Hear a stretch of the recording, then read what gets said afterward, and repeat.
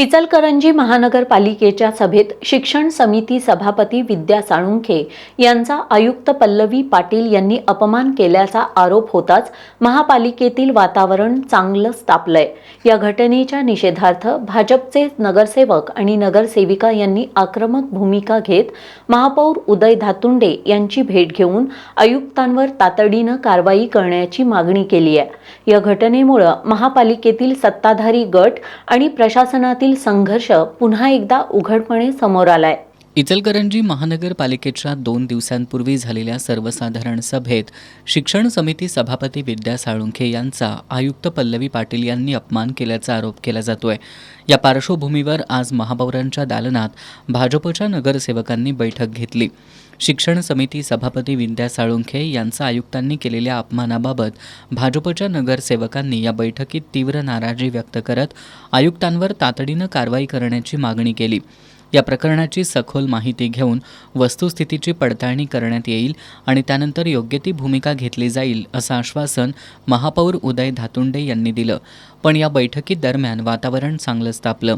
उपस्थित नगरसेवक आणि महापौर धातुंडे यांच्यात यावेळी जोरदार शाब्दिक खडाजंगी झाली। काही काळ एकमेकांवर आरोप प्रत्यारोप सुरू राहिल्यानं बैठकीत तणावाचं वातावरण निर्माण झालं। काहींनी एकमेकांना पाहून घेण्याची भाषाही केली। या बैठकीत शिक्षण समिती सभापती विद्या साळुंखे यांनीही आपली भूमिका मांडली। घडलेल्या प्रकाराचं वर्णन करताना त्या भावूक झाल्या आणि त्यांना अश्रू अनावर झाले होते। लोकप्रतिनिधी म्हणून आपला झालेला अपमान सहन केला जाणार नसल्याचं स्पष्ट करत आपल्याला न्याय मिळावा अशी अपेक्षा त्यांनी व्यक्त केली। भाजपच्या नगरसेवकांनी आयुक्त पल्लवी पाटील यांच्या कार्यपद्धतीवरही प्रश्नचिन्ह उपस्थित केलं। आयुक्त या लोकप्रतिनिधींशी सातत्याने संघर्षाची भूमिका घेत असल्याचा आरोप करत त्यांच्या विरोधात शासनाकडे तक्रार करण्यात येणार असल्याचं भाजपच्या नगरसेवकांनी सांगितलं। आवश्यकता भासल्यास मुख्यमंत्री देवेंद्र फडणवीस यांच्याकडे आयुक्तांच्या बदलीसाठी पाठपुरावा करण्याचा इशाराही यावेळी देण्यात आला। या संपूर्ण प्रकरणामुळे इचलकरंजी महानगरपालिकेतील राजकीय वातावरण पुन्हा एकदा ढवळून निघालंय।